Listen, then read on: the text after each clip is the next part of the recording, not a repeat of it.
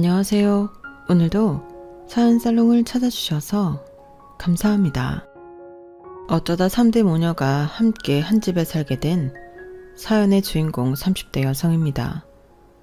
저희 집에는 7살 딸아이까지 여자만 셋이 살고 있는데요. 저희 엄마는 사고로 사랑하는 반쪽을 잃었고 저는 새치 하나 나불거리는 원수 같은 놈이랑 헤어졌거든요. 그렇게 저희는 셋이 똘똘 뭉쳐 함께 살기로 했어요. 물론 동네에서도 또 주변에서도 말이 돌긴 하는데 솔직히 남편이랑 살 때보다 친정엄마랑 사는 지금이 제 삶의 만족도가 높아 그런 말 따위는 신경이 쓰이질 않네요. 아무래도 아이 케어부터 모든 집안일을 저희 엄마가 하고 계시기 때문에 그런 것 같은데 그래서 이렇게 사연을 쓰고 있는 지금도 저는 엄마에게 가장 감사하고 또 미안한 딸입니다. 저도 자식을 키우는 엄마지만 저희 엄마처럼 살 수 있냐고 물으면 그건 어려울 것 같거든요. 그만큼 저희 엄마는 저나 손녀에게 끝도 없는 희생과 사랑을 베풀어주는 소중한 분이신데 저랑 이혼한 그 남자는 저와 저희 엄마에게 잊을 수 없는 상처를 줬어요.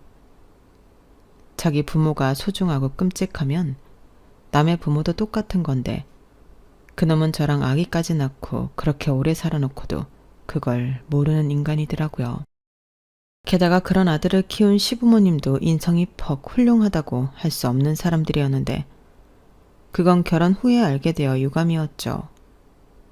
그래도 남편이 중간 역할을 잘 하고 제대로 된 인간이었다면 아이도 있는 마당에 저는 결코 이혼을 하지는 않았을 건데요. 사람의 인연은 아무도 알 수가 없다고 저도 제가 애딸린 이혼녀가 될지는 꿈에도 몰랐네요. 하지만 그렇다고 이혼한 걸 후회해 본 적은 단 한 번도 없었는데 지금부터 제 결혼 생활이 어떻게 쪽이 나게 되었는지 그 이야기를 들려드릴까 합니다. 이런 말 참 쑥스럽지만 저는 어릴 때부터 남부럽지 않게 살았어요. 거기에는 나름의 이유가 있었는데 제가 부모님이 어렵게 가진 자식이기 때문이었죠. 이번까지도 임신이 아니라면 이제 그만 포기하자. 두 분이 그렇게 마음을 먹었을 때 제가 찾아왔다고 했는데 그때 두 분은 세상을 다 가진 기분이었다고 하셨어요.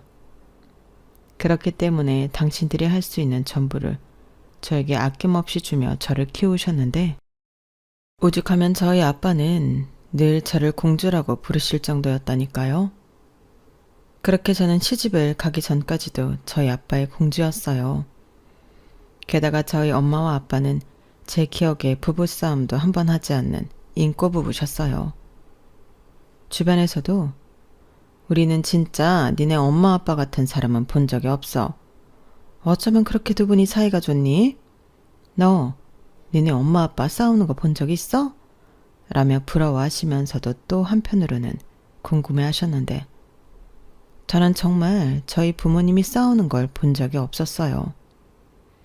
나중에 엄마에게 듣기로 부부가 어떻게 안 싸우고 살아? 우리는 그냥 짧게 싸우고 금방 화해하고 그랬지. 늘 네 아빠가 먼저 화해하자고 했거든. 이렇게 말씀하셨는데 지금 생각해도 저희 아빠는 늘 평화주의자셨어요. 사춘기가 와서 예민해져 있는 철없는 딸에게도 아빠는 늘 아무 말 없이 그 자리에서 똑같이 사랑으로 저를 기다려주셨죠. 어릴 때는 몰랐지만 그게 얼마나 힘든 일인지 어른이 되어 알게 되었죠. 그리고 부부는 닮는다고 아빠가 그러니 엄마도 아빠를 따라서 저를 그렇게 키우셨는데 그 덕에 저는 커서도 사랑 많이 받고 자란 티가 난다는 소리를 듣는 사람이 되었어요. 밝고 구금이 없다고 남녀노소 가리지 않고 저를 좋아해 주시는 분들이 정말 많았는데 그 덕을 안 봤다고 하면 거짓말이었죠. 그런데 그게 전부 다 좋을 수만은 없더라고요. 왜냐하면 저를 좋게 봐주신 은사님의 소개로 만난 사람이 제 인생을 바꿔놓은 남편놈이었거든요. 그러니 그 부분은 결코 제 인생의 덕은 아니었는데요. 물론 은사님도 모든 걸 다 알 수 없으셨으니 지금도 원망할 마음은 없네요. 그만큼 은사님도 남편을 좋게 보셨으니까 저한테 소개까지 해주시지 않으셨겠어요? 그리고 저도 처음엔 남편을 엄청 높게 평가했는데 결국은 제가 남편을 선택한 거나 다름이 없었죠. 남편은요, 어려운 환경 속에서도 포기하지 않고 스스로의 힘으로 자수성가를 한 사람이었어요. 대단히 큰 성공이라고 말하긴 성급할 수도 있는데 자기 힘으로 대학을 나와 패기 넘치게 아이디어 하나로 자기 사업을 시작해 나름의 성공을 한 사람이었으니 그때 당시 무난하게만 살아왔던 제 눈에는 남편은 그저 대단한 사람처럼 보였는데요. 그래서인지 남편은 나이에 비해 성숙하고 생각도 깊어 보여 어른스러워 보였어요. 그에 반면 남편은 제가 또래의 여자에 비해 어린아이처럼 순수해서 마음에 들었다고 첫 만남부터 직진 고백을 해왔어요. 평소 이상형이 저희 아빠 같은 현명한 남자였던 저는 남편이 그렇게 제 이상형에 상당히 부합한다고 생각했어요. 솔직히 하도 불도저처럼 밀고 들어오는 남편에게 저는 속수무책으로 넘어간 부분이 없지 않았는데요. 남편은 한번 마음먹으면 실행력이 다른 사람들보다 확연하게 차이나도록 빠른 사람이었어요. 그게 공사를 구별할 줄 알았다면 참 좋았을 텐데 남편은 그냥 그 자체가 성격이 급해 참을성이 없다는 게 문제였죠. 게다가 목표 달성 욕구가 강한 성격 탓에 저랑 연애를 시작한 이후로는 저와 결혼하는 것이 그 사람의 목표가 되어버렸는데요. 하지만 결혼이라는 건 쉽게 결정할 수 있는 일이 아니라 판단했고 저는 무조건 2년은 만난 후에 생각해보겠다고 선을 그었는데 그러니 남편은 안달이 났죠. 지금까지 자기가 마음먹으면 다 잃었던 사람이 꼬박 2년을 기다려야 했으니 얼마나 시간이 길게 느껴졌겠어요. 그래서인지 남편은 그 2년을 조금이라도 당기기 위해 저에게 온갖 정성을 다했는데 저에게 잘해주고 좋은 모습만 보여주려 애를 썼죠. 그러니 어떤 날은 안쓰러운 마음도 들었는데요. 이렇게 저를 좋아하고 저랑 결혼을 하고 싶어 하는데 시간을 끌고 있는 제가 나쁜 사람처럼 느껴질 때도 있었어요.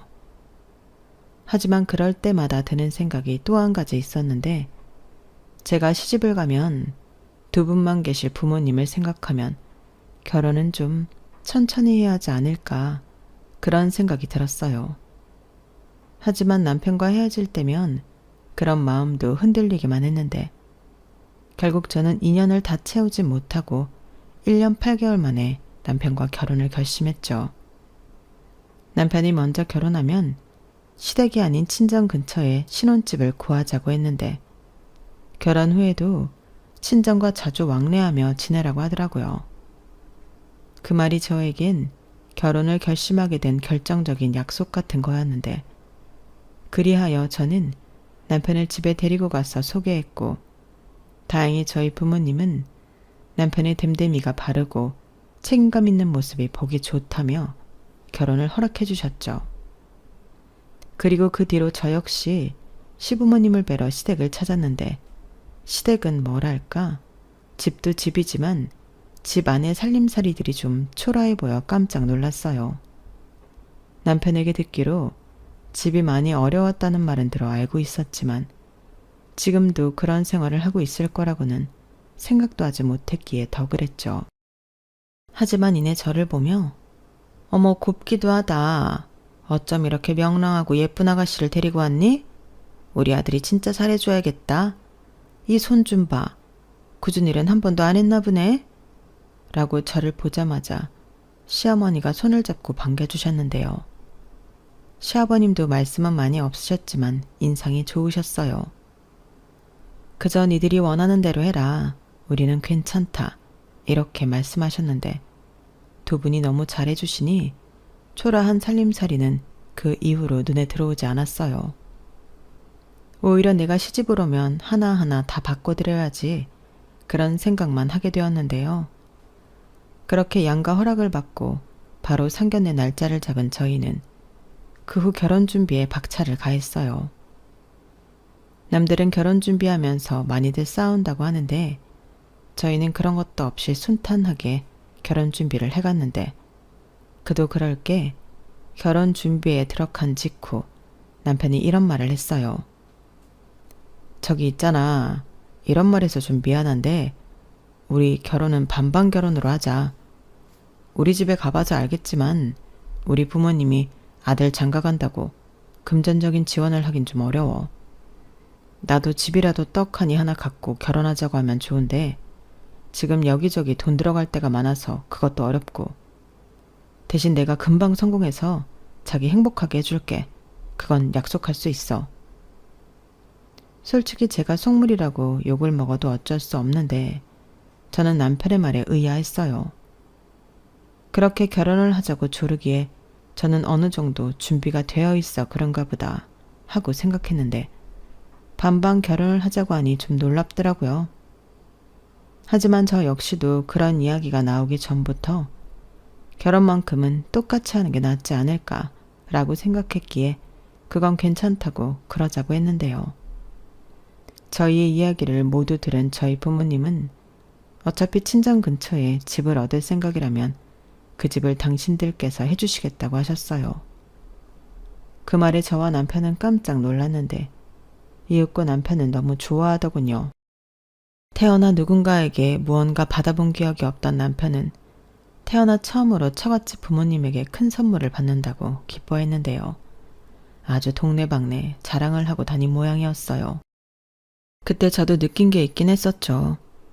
어릴 때부터 어렵게 살아 자랑할 게 없었던 남편은 돈이나 성공 같은 남 앞에 보여지는 것에 심하게 집착하는 면이 있었는데요. 저는 그럴 수 있다고 남편을 이해했어요. 그래서인지 남편이 측은하게 느껴질 때도 많았는데 저는 저희 부모님에게 또다시 큰 감사함을 느낄 수밖에 없었죠. 게다가 시부모님도 신혼집까지 해오는 며느리라며 저를 엄청 예뻐해 주셨죠. 나름 시댁이 가면 대접 같은 것도 받고 솔직히 나쁘지 않았어요. 막말로 제 힘으로 산 집도 아니고 친정에서 사준 집이었는데 호사는 제가 누리고 있으니 저만 분에 넘치는 혜택을 받았죠. 하지만 그런 혜택도 그리 오래가진 않았는데요. 시부모님도 며느리, 그것도 부잣집 딸 며느리가 생겨 자기들도 덕을 보고 싶다고 노골적으로 변하셨거든요. 아니, 처음 그 인상 좋던 두 양반은 어디로 가고 공짜만 밝히는 사람만 있는 건지 가끔은 소름이 끼칠 정도였는데 남편은 그런 자기 부모를 늘 불쌍하게 생각하라 하더군요.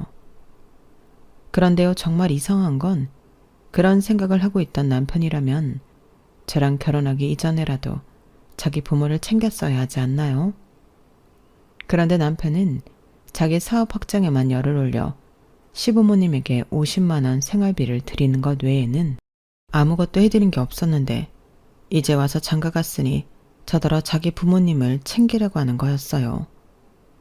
남자들 결혼하면 와이프한테 대리효도 시킨다고 하더니 정말 그런 것 같더라고요. 그리고 저는 제 감정이 상하기 전까진 그래도 시댁에 잘하는 며느리였는데 제가 그랬잖아요. 시집 오면 시댁 살림을 좀 좋은 걸로 바꿔드리고 싶었다고요. 그래서 결혼하고 1년 동안은 큰 건 못 해드려도 이불, 소형 가전, 하다못해 2분 외출복 같은 걸 제가 갈 때마다 새로 바꿔드렸는데 그럴 때면 입이 찢어지게 좋아하시는 시부모님이셨어요.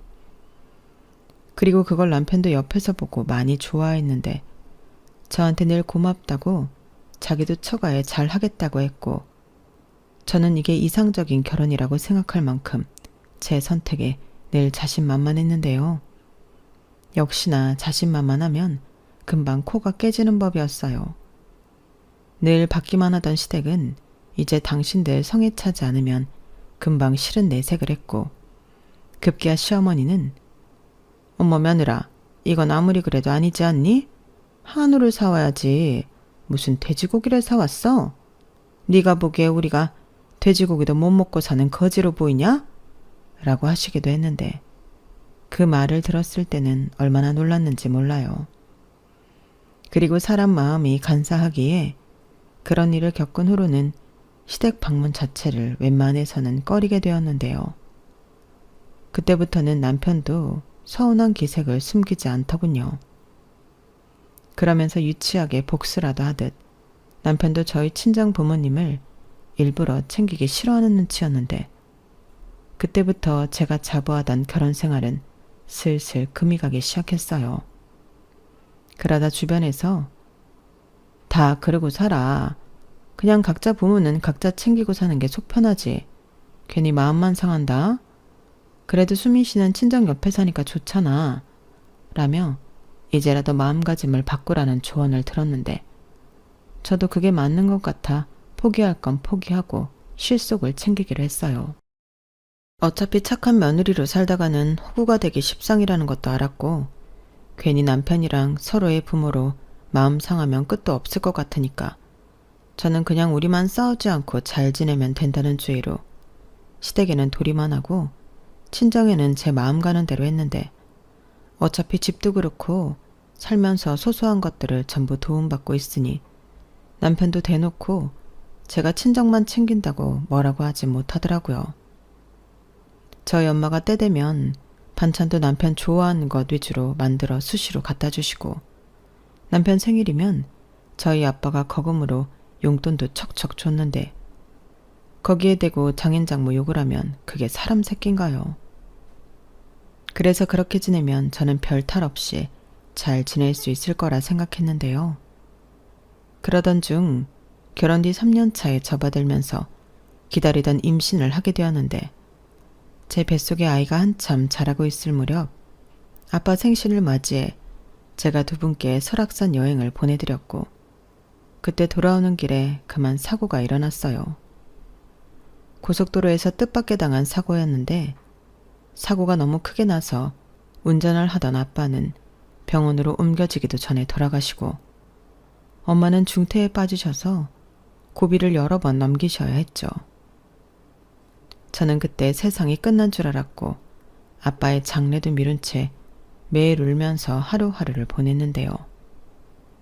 탈진 상태에 빠지기도 하고 하혈도 해서 유산 위기까지 오고 말았어요. 하지만 저는 그때 제정신이 아니라서 아이를 걱정할 여유가 없었는데 이러다 엄마까지 세상을 떠나면 어쩌나 오직 그 생각뿐이었죠. 그래서 매일 아빠에게 엄마는 데려가지 말라고 울면서 빌고 또 빌었어요. 그 마음이 닿았는지 엄마는 혼수 상태에서 의식을 되찾으셨어요. 그렇게 늦게 치르게 된 아빠의 장례식은 많은 사람들의 슬픔과 추도 속에 끝났는데 저는 그때 살이 너무 빠져서 병원에서 이러면 진짜 유산한다고 병원에 입원할 것을 권유하더라고요. 하지만 저는 입원조차 할 수 없었는데요. 그 이유는 엄마가 너무 힘들어하셨기 때문이었어요.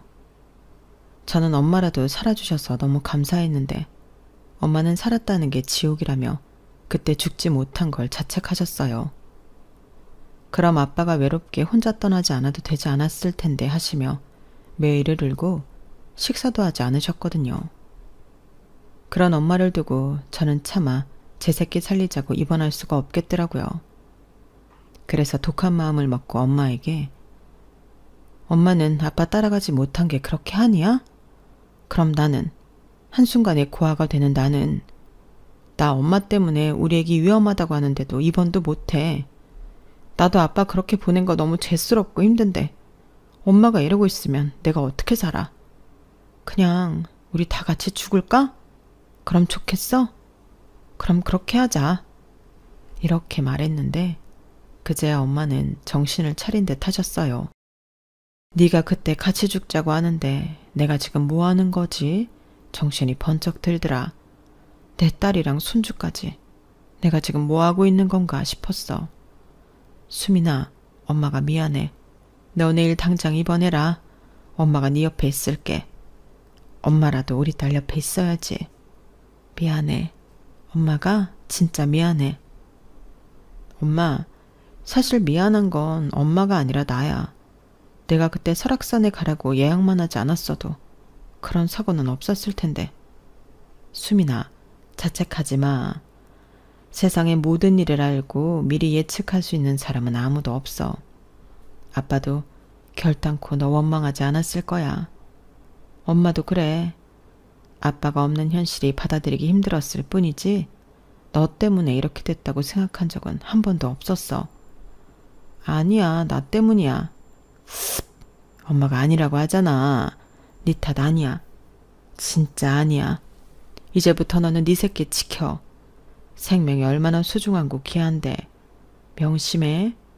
엄마가 너를 목숨보다 아끼듯이 너도 그래야 한다. 그게 엄마야. 저는 엄마의 말에 서둘러 입원했어요. 그리고 위험하긴 했는지 입원하고 3일 만에 조산을 하고 말았는데 다행히 인큐베이터에 들어간 아이는 저와 남편의 걱정과 달리 잘 버텨주었고 한 달 만에 태어나게 되었는데 남편은 태어난 딸이 너무 예쁘다며 딸 바보가 되었어요. 그 모습을 보는데 그동안 미웠던 마음도 어느 정도는 누그러들었고 이렇게 우리 세 식구 행복하게 잘 살면 좋겠다는 바람을 갖게 되었는데 아이가 태어나고 친정엄마는 저한테 그랬듯 사랑으로 당신 외손녀를 돌봐주셨어요. 다행히 집이 가까우니 제가 조리원 퇴소 후 엄마가 왔다 갔다 하시며 저를 도와주셨는데 엄마는 아빠가 남긴 재산과 보험금으로 다행히 어렵지 않은 생활을 이어가실 수 있었어요. 그리고 저는 엄마의 도움을 받으며 회사 복직을해 다시 맞벌이를 시작했는데 겉으로는 아무 문제가 없을 것 같은 생활이었지만 속은 골마가고 있었어요. 시부모님이 손녀를 보고 싶으신데 외갓집이 너무 가깝고 안 사돈이 매일 집을 들락날락하니 당신들 손녀를 보러 갈 수 없다며 불만의 목소리를 내기 시작하더라고요. 그 말을 남편에게 전해 들었을 때는 좀 당황했는데 이런 말을 중간에서 알아서 자르지 못하고 저한테 전달하는 남편도 이해가 가지 않았죠. 그래서 그럼 자기가 장모님 대신 어머님이 대신 혜원이 봐달라고 말씀드려. 그럼 내가 출근할 때 돌아가더라도 매일 혜원이 맡기고 출근할 테니까. 오히려 잘 됐네. 맨날 엄마한테 부탁하는 것도 미안했는데. 라고 했는데요. 남편은 신기가 불편한 듯 그런 뜻이 아니잖아. 솔직히 장모님이 너무 우리 집에 자주 오는 것도 맞고 그럼 주말이든 퇴근 후든 자기가 혜원이 데리고 우리 집에 가면 되는 거 아니야? 그리고 주말에는 엄마 아빠 오라고 해서 식사 대접도 좀 하고 그러자는 거지. 라고 했는데 저 말을 듣는데 순간 욱하고 신경질이 났어요. 그러니까 자기 부모님은 편하게 손녀 보시고 저더러 자기 부모 대접을 하라는 말이었는데 막말로 저희 엄마가 집에 와서 애를 봐주면 대접을 받은 적은 없었거든요. 오히려 청소며 밥이며 엄마가 더 많은 것을 해주고 가셨는데 남편 눈에는 그런 건 하나도 보이지 않았나 봐요. 그러니 자기 부모가 서운하다는 소리에도 아무 말하지 않았던 건데 저는 그런 남편이 답답했어요. 나도 우리 부모님처럼 싸우지 않고 아니 싸우더라도 현명하게 잘 살고 싶은데 손바닥도 맞아야 소리가 난다고 남편과는 잘 되지 않는 것 같아 속상하기도 했는데 남편은 그때도 이미 사업이 잘 되지 않는지 저랑은 사소한 대화도 하지 않으려 하더라고요. 하도 혼자 끙끙 앓아서 말이라도 시원하게 해보라고 술상을 차린 날도 있었는데 남편은 해결될 것도 없는데 뭐하러 말을 하냐고 술상 차린 보람도 없이 혼자 핸드폰만 하며 술을 마셨어요. 그러니 저는 이렇게도 저렇게도 답답한 속만 태울 수밖에 없었는데요. 이런 시간도 결국엔 지나가겠지 하며 그저 저는 저 나름대로 버틸 수밖에 없었어요. 대신 딸아이가 순하고 잘 웃는 덕에 딸 보는 맛에 살았다면 살았죠. 하지만 남편은 예전에 딸 보고는 어디로 갔는지 아들 타령을 하기 시작했고 장모님이 덕을 보는 거라면 이참에 둘째도 낳아서 도움을 받자고 하는데 그 순간에는 저게 지금 뚫린 입이라고 말을 함부로 하나 제 두 눈이 왕방울만 해졌어요. 그래서 그럼 우리 엄마만 고생시킬 수 없으니 둘째는 시댁에 맡겨야겠다고 제가 바로 말하니 그건 아니지 않냐고 자기 엄마 힘들다고 하는데 어이가 없는 거 있죠. 그래서 둘째 얘기는 꺼내지도 말라고 했어요. 사업도 잘 되지 않는다면서 무슨 애욕심을 내냐고. 당신은 저도 열받아서 남편 속 긁는 말을 일부러 했죠. 그러자 자존심이 상했는지 험상궂은 얼굴을 하더니 자기 화났다고 광고하듯 쿵 하는 소리를 내고 현관문 밖으로 나갔는데, 사랑하는 마음도 그럴 때는 소용이 없는지 가지가지 한다고 생각했죠. 그리고 저렇게 성질 내고 헛소리할 것 같으면 아예 집에 들어오지 않았으면 좋겠다, 이런 생각까지 하게 되었는데요. 언제 그렇게 살가운 아들이었다고 남편은 집을 나가 사무실에 간 게 아니고 자기 집에 간 모양이었어요. 그리고 거기 가서 저에 대한 불만과 서운한 이야기를 다 한 것 같았는데, 시어머니는 눈이 그야말로 횟가닥 도셨죠. 저더러 퇴근하고 집에 가지 말고 자기 집에 오라고 하셨는데, 제가 애기 때문에 안 된다고 하니 너는 니네 엄마가 애 봐주잖아. 핑계대지 말고 끝나자마자 튀어와 라고 하셨는데, 이미 말투부터 저를 잡아 드시라고 작정을 한 듯 보였어요. 그리고는 제가 시댁에 도착하니 시어머니는 그 밤중에 저더러 이불 빨래며 커튼 같은 걸 전부 빨아놓고 저녁 상도 차려놓고 가라고 하셨는데 완전 어이가 없었죠. 그래서 이걸 빨라고요? 이 밤에요? 어머니, 그럼 이거 제가 들고 가서 빨래 업체 맡기고 찾아다 드릴게요. 그리고 식사는 제가 경험 없이 왔는데 배달시켜 드릴까요? 어머님 아버님 중국 음식 좋아하시잖아요. 라고 말씀드렸는데 시어머니는 싫다고 무조건 저더러 하라며 쌩 억지를 부리더라고요. 그래서 저도 안 되는 건 안 되는 거 아니냐고, 그럼 식사만 냉장고에 있는 재료로 대충 차려드리겠다고 하니 시아버님은 혀를 끌끌 차며 안 드신다고 방으로 들어가셨고, 시어머니는 저한테 대바라졌다며 그때부터 막말을 하기 시작했어요. 너는 말이야, 시집 올 때는 안 그러더니 애가 왜 그렇게 이중적이냐? 잘할 거면 쭉 잘해야지. 이제 잘할 필요 없다는 거야 뭐야? 제가 언제요? 그리고 저도 쭉 잘해드리려고 했는데 어머님이 먼저 잘해도 불만만 이야기하시고 혼나기만 하니까 저도 안 하게 된 거죠. 그이가 와서 뭐라고 했는지는 모르지만 저 일부러 그런 거 없거든요. 일부러는 지금 어머님이 하시는 거죠. 뭐야? 네가 그랬다며. 니네 엄마 혼자 고생하는 거 안쓰럽다고. 나도 같이 고생해야 한다고. 그게 며느리가 할 소리냐? 그건 그이가 뜬금없이 둘째 타령을 하니까 그랬어요. 지금 저희 엄마가 혜원이 봐주고 계시니까 이참에 둘째도 봐달라고 하자는 게 말이나 되는 소리예요? 애 하나랑 애 둘은 다른 거죠.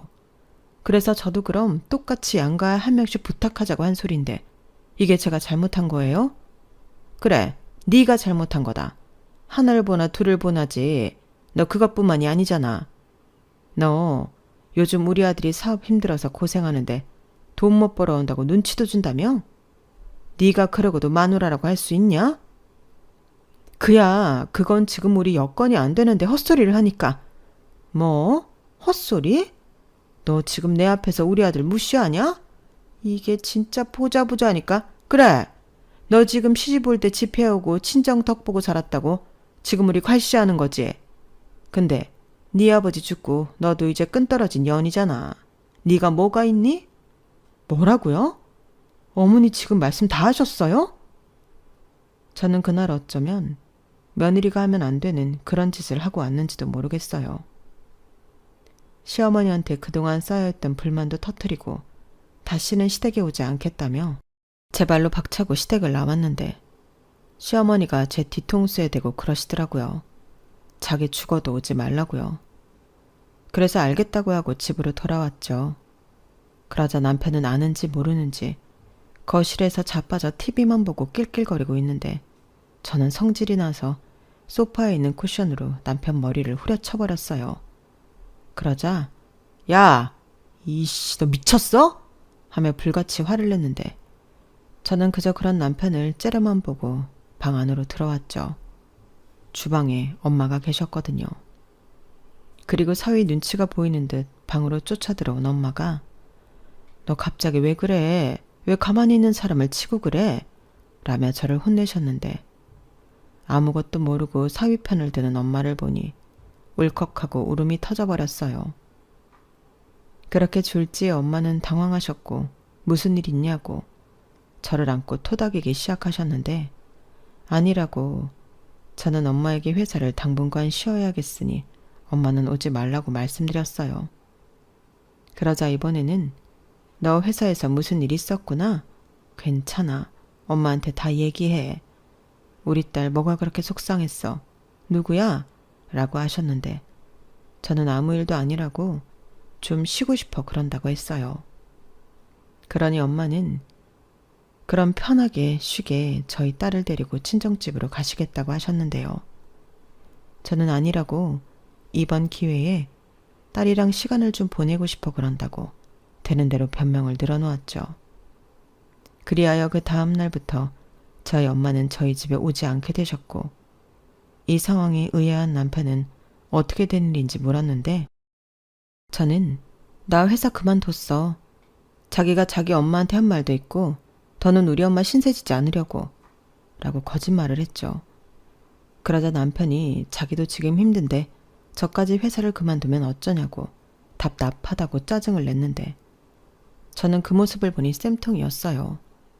그래서 어쩌긴 뭐가 어쩌냐고 나가서 필사적으로 돈을 벌어오라고 처음으로 바가지를 긁었는데 남편이 이번에는 이런 말을 하더군요. 그럼 이러고 있을 게 아니라 장모님한테 부탁하고 구직 활동을 해야지. 엎어진 김에 그냥 집구석에 눌러 앉겠다는 거야? 나는 그럼 안 돼? 자기도 우리 엄마가 맨날 집에 와서 애 봐주는 거 싫다며. 그렇다고 자기 엄마한테 맡기는 건 죽어도 싫고. 그럼 다른 수 있어? 내가 볼게. 자기가 돈 벌어. 어차피 이 집에 대출금이 있는 것도 아니고 부담이 많은 것도 아니잖아. 뭐라고? 너 또 나 무시하냐? 장인어른이 사준 이 집 하나로 진짜 유세 끝장나게 떤다. 나 유세 딸 거야. 자기 엄마가 그러더라.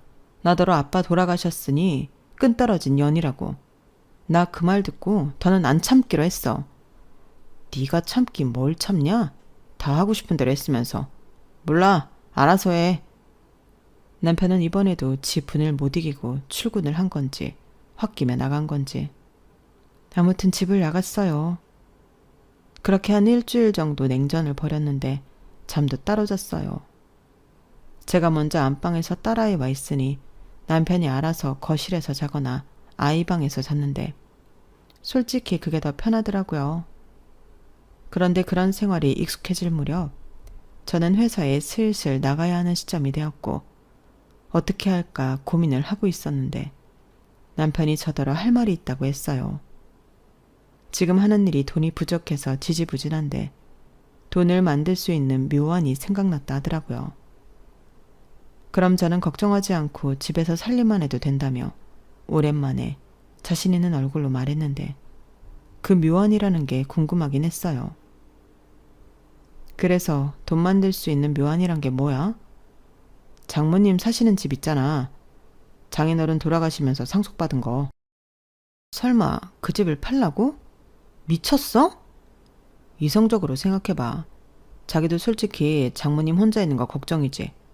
그리고 같이 지내면 좋기도 하잖아. 나도 계실 때는 불편하다고만 생각했는데 막상 안 계시니 그게 더 불편하더라. 자기도 장모님 있으면 일을 다시 찾아도 되고 그게 아니더라도 친구라도 잠깐씩 만나고 올 수도 있는데 장모님 우리가 모시고 장모님 사는 집 그거 팔아서 나 사업자금으로 하자. 웃기고 있네. 꿈 깨. 우리 엄마가 그 집을 그러라고 하지도 않을 거고 엄마한테 선택권이 있는 거랑 오갈 데 없어서 우리 집에 있는 게 그게 같아? 그럼 아예 우리 집을 팔고 얼마 집으로 들어가지. 에이 그건 안 돼. 왜? 우리 집보다 장모님 사시는 집 시세가 더 높더라고. 내가 다 알아봤지. 사실 장모님 집 팔아도 빠듯해. 대출은 이미 한도까지 다 받아서 추가 대출은 힘들고 자기는 이제 직장도 없으니 대출도 안 나올 거고 그럼 최대한 돈이 되는 걸 팔아야지. 아니면 우리 장모님 집이랑 우리 집이랑 다 팔고 전세 갈까? 돌았니? 됐어. 그딴 게 묘아니면 때려치워. 행여 우리 엄마한테 입 뚝 뻥긋 해봐. 저는 그 정도로 말하면 남편놈이 알아들을지 알았어요. 하지만 마음먹으면 지 마음대로 하고야만 하는 그 성미는 포기를 몰랐는데 제가 회사 일로 통화를 하고 있을 때 친정엄마가 갑자기 집으로 들어오셨어요. 그래서 제가 토끼 눈을 뜨며 무슨 일이냐고 물으니 서서방이 집에 와서 밥 먹으라고 하던데? 라며 엄마가 오랜만에 기분 좋은 얼굴을 하고 계셨는데 저는 깊은 곳에서 한숨이 절로 나왔죠. 저는 남편이 무슨 말을 하려고 엄마를 집으로 불렀는지 단번에 알았거든요. 그래서 제가 먼저 선수를 치려고 했는데 그 타이밍에 남편이 양손 가득 삼겹살을 사가지고 집에 들어온 거 있죠. 그러고는 장모님은 아무것도 하지 마시고 앉아만 계세요. 오늘은 제가 요리사입니다. 라고 하는데 엄마는 웃고 저는 오만 인상을 찡그렸어요. 그리고 이윽고 자리에 앉았는데 남편이 대뜸 자기 요즘 힘들다는 밑밥을 열심히 깔더군요. 그리고는 한다는 말이 저한테 했던 말과 달랐는데요. 저희 집에 오셔서 같이 살자고 하는 게 아니라 저희 엄마에게 집을 팔고 요양원에 가는 게 어떠냐고 했어요. 장모님, 요즘은요, 요양원이 말이 그렇지 거기 가면 친구도 만들고 새로운 취미생활도 한대요. 제가 알기로는 거기서 연애도 한다고 하던데 우리 장모님 인물도 출중하신데 이대로 계시기는 너무 아깝죠. 제가 사업이 힘든 것도 있긴 하지만 이참에 장모님도 새 인생 사세요. 요양원비는 걱정하지 마시고요. 이 사위가 끝까지 책임지겠습니다. 이렇게 말했는데 저도 저희 엄마도 깜짝 놀랐죠. 서서방, 지금 그 말은 나더러 죽을 때까지 요양원에 있으란 소린가? 내 집은 팔아서 자네주고? 아, 서로 좋은 거 하자는 말이죠. 오해는 하지 마세요. 저 진짜 좋은 요양원 차려드릴 거예요. 요즘 요양원도 예전 같지 않아서 입주 비용도 만만찮고 다달이 내는 돈도 싸지 않아. 나도 벌써 알아봤네. 엄마가 그걸 왜 알아봐? 엄마라고 평생 혼자 있을 수는 없잖아. 그리고 더 늙어서 너한테 짐 되는 것도 싫고. 근데 아무리 싼 데를 찾으려 해도 싸면 다 멀더라고. 나는 그래도 오며 가며 너 사는 거 들여다보고 싶은데. 그래서 알아보다 말았지. 장모님, 멀면 어때요? 저희가 가면 되죠. 서서방, 사업이 그렇게 힘드나? 그럼 안 되는 거에 열내지 말고 지금이라도 다른 일을 찾아보는 건 어때? 자네 아직 젊고 똑똑한데 못할 일이 뭐가 있어? 장모님, 그건 장모님이 뭘 몰라서 하시는 말씀이세요. 저 지금까지 제 힘으로 여기까지 왔고요. 앞으로도 자신 있어요. 지금은 돈 때문에 힘든 건데 이 고비만 넘기면 저 진짜 승승장구한다니까요. 결국엔 제가 성공해야 수민이랑 혜원이도 남부럽지 않게 잘 살게 해주죠. 장모님, 제발 부탁드려요. 그럼 자네 사는 집을 팔고 내 집에 들어오게. 나는 그 집 절대 못 팔아. 그래, 내가 전에도 그랬잖아. 당신이 전 그 사업 포기할 수 없다면 이 집 팔아서 내가 투자할게. 부족한 건 어쩔 수 없고. 그건 안 된다고 했잖아. 그리고 내가 생각을 해봤는데 아무리 장모님이라고 해도 같이 사는 건 힘들겠더라고. 그건 자기도 마찬가지잖아. 자기, 우리 엄마랑 한 집에서 살 수 있어? 그래서 요양원으로 마음대로 바꿔서 나랑 상의도 없이 엄마한테 바로 얘기하는 거야? 누구 맘대로? 진짜 왜 그러냐? 우리 한 가족이야. 혜연이 생각 안 해? 나는 장인어른처럼 우리 혜연이 다 해주고 싶어. 가난한 게 얼마나 서럽고 비참한지 알기나 해? 자기는 안 겪어봐서 몰라. 그래, 나는 몰라. 근데 적어도 그게 부끄러운 게 아닌 건 알아. 만약 그것까지 정말 몰랐다면 내가 왜 자기랑 결혼을 해? 나랑 환경 비슷한 남자랑 결혼하지. 그럼 이런 어처구니 없는 말은 안 들었겠다. 뭐라고? 수민아, 너 그런 말하면 못 써. 엄마, 나서지 마. 이 인간 정신 차려야 해. 어디서 처가 재산을 지 마음대로 생각해. 자기 집에서는 둘도 없는 효자고 조금이라도 피해주는 꼴을 못 보면서 왜 우리 엄마는 그렇게 쉽게 생각하는 건데? 그야 우리 집은 뭐가 없잖아. 뭐가 있었으면 신작에 손 버렸지. 그러니까 한쪽에 손 못 벌리면 다른 한쪽도 똑같은 거라고. 이번 일은 못 들은 걸로 할 거고 다시는 우리 엄마한테 헛소리 하지 마. 만약 그럼 그때는 이혼이니까 나랑 이혼하고 싶으면 마음대로 하고. 저는 솔직히 그때까지는 그냥 협박이었어요. 정말로 이혼할 생각은 없었거든요. 그러자 오히려 남편은 타격감이 없었는데 저희 엄마가 많이 놀란 눈치였고 남편은 자기 뜻대로 되지 않아 심통이 났어요. 그리고 그 이후로는 저를 엿먹이려 가든 치사한 짓을 벌이기 시작했는데 그러다가 그 인간은 하면 안 되는 짓을 하기 시작했어요. 그건 바로 돌아가신 저희 아빠에 대한 불만이었는데요. 기가 차지 않았죠. 내가 정말 이런 말까지는 하지 않으려 했는데 장인어른이 돈 있는 척을 얼마나 했어. 그럼 사위 앞으로 떡하니 몇 억은 해주고 돌아가셔야지. 막말로 내 앞으로 해준 건 하나도 없잖아. 집도 딸 앞으로 사주고 당신 재산은 몽땅 장모님 앞으로 되어 있으니 내가 뭐가 있어. 이러더라고요. 완전 미친놈이었죠. 그러면 자기 집에 살아있는 부모는 저한테 뭘 해줬나요? 오히려 받아먹기만 실컷 받아먹고 그러다 자기 성에 안 차서 싫은 소리까지 했는데 자기만 장인어른한테 받은 게 없다니. 저는 남편이 사업이 안 되니 똥인지 된장인지도 구별 못하는 멍청이가 된 것 같았어요. 그리고 저랑 눈만 마주치면 그딴 소리를 하니 이젠 저런 인간이랑 살 이유가 없다는 생각에 이혼을 진지하게 생각하게 되었는데요. 나중엔 술에 잔뜩 취해서 진짜 본심을 이야기하더군요. 장모님 돌아가시면 그 집은 우리 거야. 그때 장인어른이랑 같이 돌아가셨으면 얼마나 좋아. 그럼 지금 돈 걱정은 안 하고 살 거 아니야? 이런 말을 했는데 저는 하마터면 정말로 이 인간을 어떻게 할 뻔했어요. 그러니까 저 인간은 말은 하지 않았어도 내내 저런 생각을 품고 살았다는 건데 그 순간부터는 인간이 아니라 악마처럼 보이더라고요. 그러니 한시도 한 공간에 같이 있고 싶지 않았는데 저는 그 다음날 네가 무슨 말을 했는지 아냐고 이혼하자고 했습니다. 그러자 남편은 펄쩍 뛰며 무슨 모함을 하냐고 절대 이혼은 못한다고 했는데 저희 아이가 어려서 홈 CCTV가 있어요. 그래서 그걸 틀어줬죠. 그렇게 지가 지 입으로 떠드는 걸 모두 본 남편이었는데 술김에 한 말이니 무효라고 잡아떼더군요. 하지만 저는 이미 마음을 굳혔어요. 그래서 네가 싫다고 하면 나는 소송을 해서라도 이혼을 하겠다 선전포고를 했고 이 집은 내 집이니 짐 싸서 나가라고 했는데요. 남편 얼굴이 울그락불그락해졌어요. 제가 집까지 내 집이라고 유세했던 건 그때가 처음이었는데 이 인간은 아무래도 그 부분에 있어 오래전부터 그런 자격지심을 갖고 있었나 보더라고요.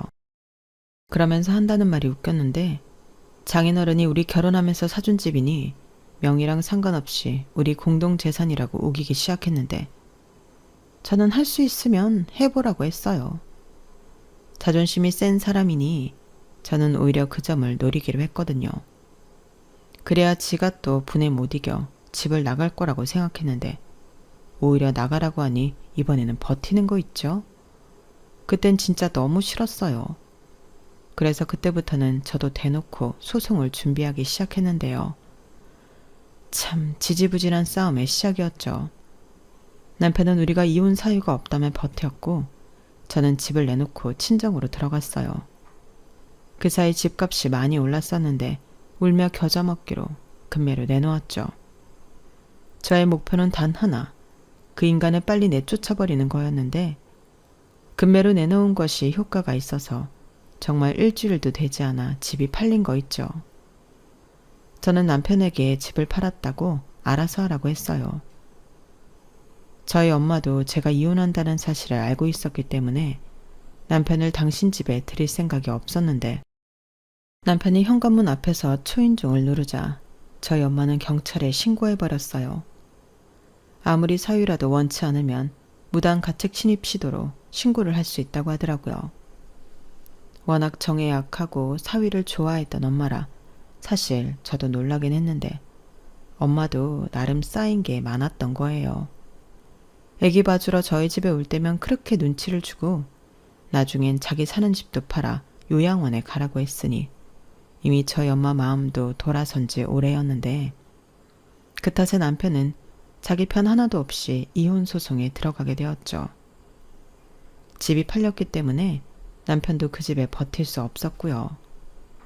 그러니 그 초라한 자기 본가에 들어가서 저랑 이혼 소송을 벌여야 했는데 저는 다행히 회사에 복직해 일을 시작하며 이혼 소송을 시작했어요.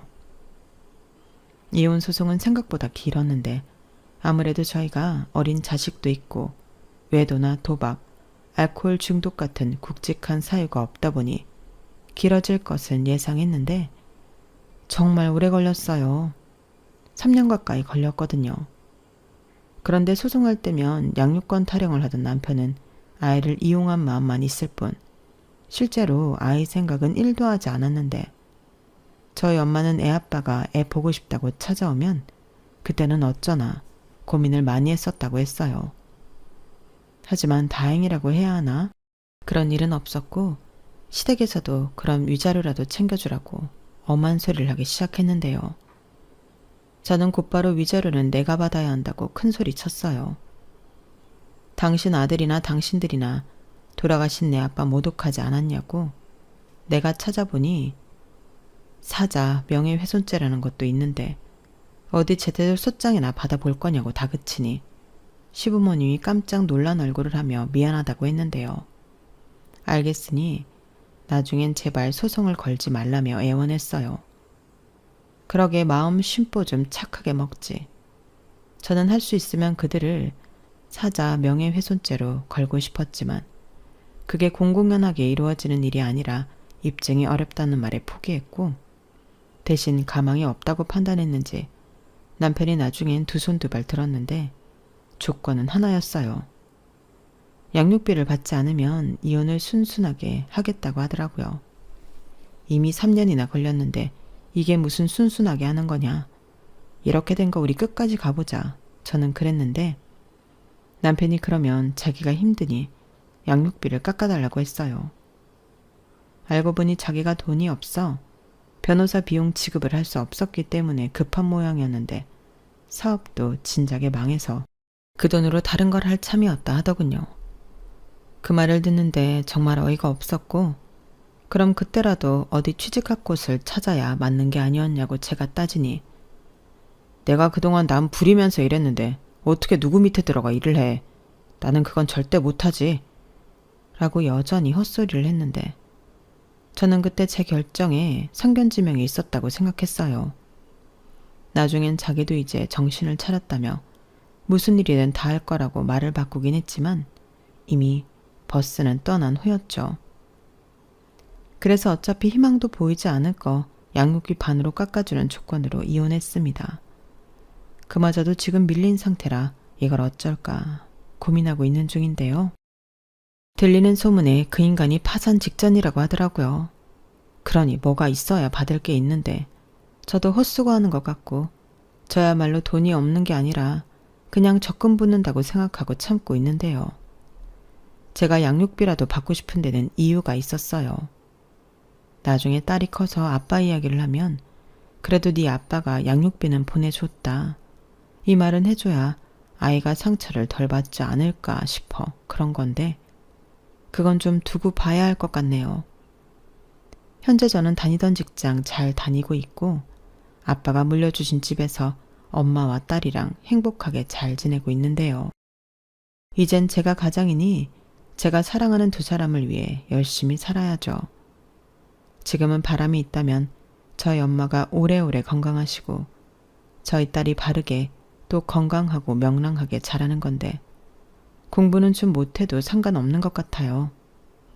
누군가는 그거야 나중에 가봐야 제 진짜 마음을 알 거라고 하지만 저는 딸이 공부와 연이 없다면 그저 자기 하고 싶은 일을 잘 찾아 행복하게 할머니와 엄마 곁에서 많이 웃고 살았으면 하는 바람인데 다만 사람 보는 눈은 저보다 나았으면 좋겠습니다.